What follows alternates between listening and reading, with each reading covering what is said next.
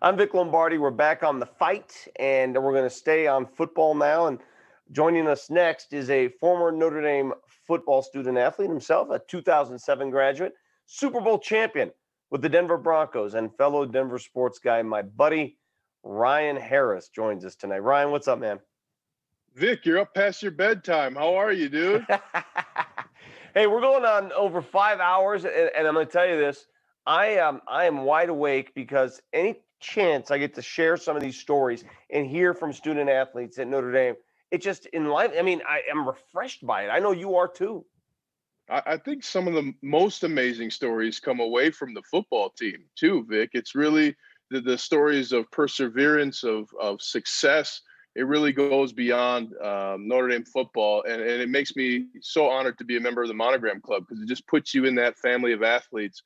And we already, as Notre Dame graduates, all of us are a different breed. So it's fun to be home with family, and I'm sure you're enjoying campus. I'm sure many people know you call the Fighting Irish games on the radio. You've called them for a couple seasons now. So you've seen and analyzed this team. You've watched it closely. Let's get together now. Get your thoughts on this rematch against Clemson. How hard is it the second time around, Ryan? Well, it can be hard if you've got the wrong team. But the year we won the Super Bowl, we were the only team in NFL history to beat the Patriots twice in the same season. These are the kinds of things you have to do to be a champion. One of the things I loved is that Ian Book, after the Clemson game, said, we at no point did we think about losing that game. That's what the greats do. And when you look at how Javon McKinley has come along the last few weeks, as well as the defense continuing to improve, there's a knowledge, not just a belief by Notre Dame that they can beat Clemson. And if you're a Notre Dame player, this is exactly why you came to Notre Dame. You want Trevor Lawrence, you want Clemson, and it doesn't matter where or when. I think they will be successful. I can't remember who said it earlier, but he made a great point. With Trevor Lawrence in there, he's one of those guys who's slippery. I think it's going to be important, and you might agree, to get him to the ground. I mean, lasso him and make sure he doesn't get loose. Yeah, Ade Ogundeji is going to play a big role. Dalen Hayes as well. The defensive line really has gotten after every quarterback that they've faced. And Trevor Lawrence, when you have bigger quarterbacks, I played with Ben Roethlisberger. Those guys, you don't distract them when you hit them. You've got to bring them down. I mean, it's a great point by you.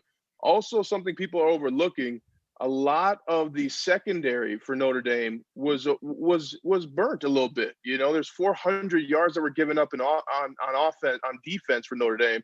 But what that does for this game is now Tariq Bracy and Kyle Hamilton, all those guys, they know what it's like to see a 30-yard ball in the air. So they're aware of going deep like Clemson does. Clemson says they love to throw to win, and that means they're going for big chunk plays.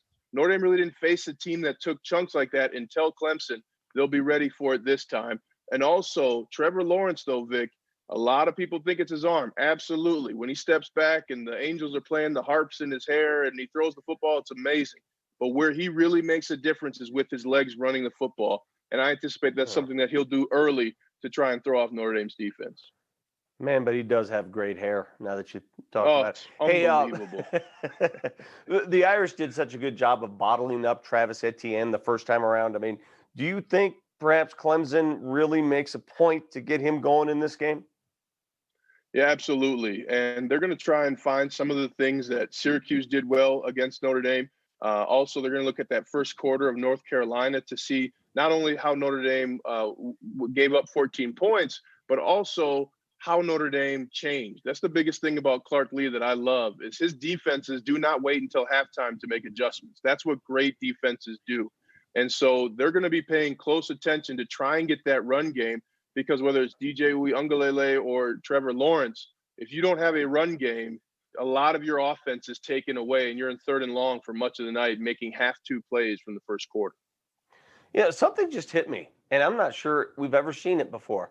There's a chance both teams play in the ACC Championship game, and there's a chance both teams advance to the CFP, and there's a chance that Notre Dame and Clemson could possibly face each other a third time this season in the national championship.